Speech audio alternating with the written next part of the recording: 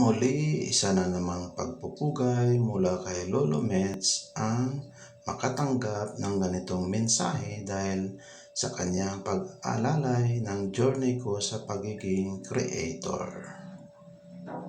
Sana magiging very consistent din ako sa pag-create ng mga quality content at sana lalo pang umabot sa mas maraming audience ang aking reels, videos at stories. Sana isang napakalaking pampalakas ng kalooban na tayo ay magawaran bilang isang natatanging rising na creator dahil sa pagiging masigasig na pagsunod ng community standards.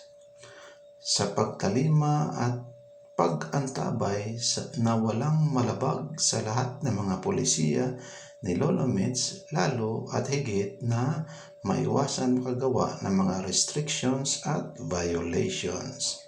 Thank you for watching and listening to my reels. Good day guys, good day, bye!